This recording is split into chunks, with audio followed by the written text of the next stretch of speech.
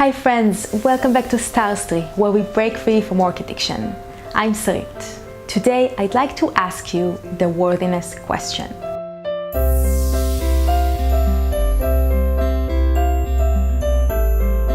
Do you think your value or worthiness depends on how much you contribute to the world with work? Usually, when we think about value, we tend to consider the more culturally popular expressions of professional value. Money, salary level, salary increase, status in society, such as the answer to the question, what do you do? Praise and appreciation. Considering these expressions of value, I can see why we think, or why we might think, that the more we work, the more we have value, or the more we are worthy of receiving these goods. But what about other measurements of value, such as how happy you are in your day-to-day life, the quality of your closest relationships, how good you feel in your body, how much love you feel? Thinking your worth depends on how much you work can generate those inner pressures to work hard and get us more preoccupied with work while not working than the average employee. All attributes of work addiction. This approach simply doesn't serve us. Well, it might serve us to a certain degree, but it definitely has diminishing marginal utility. I mean, up to a certain point, working extremely hard contributes in a very superficial way to your value, the way our culture tends to view value. But from a certain point, it doesn't only have a diminishing marginal utility, it actually starts to decrease your value or decrease your worth. Why?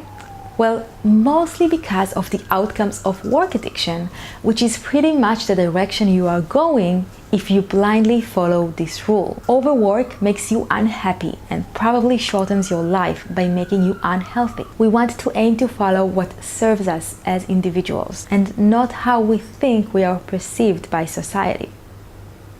Do you want people to admire you and think you have it all while you are miserable deep inside? Or do you want to truly be satisfied with your life and not only on paper? The most common regret of the dying, according to a book on the topic, is that they lived according to others' standards and didn't just follow their true desires. Oh, and by the way, among the top 5 regrets, people wish they hadn't worked so hard. But how do we know if something really serves us? Unfortunately, this is not that straightforward when we are so used to pleasing others and taking action according to what we think would make people like us more. We will definitely discuss this in a future video. In most cases, when we attach our worth to how much we work, the symptom of this viewpoint is that we think we are not enough at our core. This is an underlying assumption of ours that dictates our lives. It dictates how we judge and criticize ourselves. It dictates our thoughts and our inner dialogues. And it also dictates our actions, or sometimes even more critical, our inactions. Thinking we are not enough can drive us to try and prove our worth at any chance we get, at the price of what really matters to us in life. I'd like to end with these beautiful words from Nathaniel Branden. The feeling that I'm enough does not mean that I have nothing to learn, nothing further to achieve, and nowhere to grow to. It means that I accept myself, that I am not on trial in my own eyes, that I value and respect myself. This is not an act of indulgence, but of courage. Please remember and teach yourself you are enough from the get-go. This worthiness question is part of a questionnaire I've created to help you find out whether you have a tendency to work addiction. Grab your copy by clicking the link in the description box down below.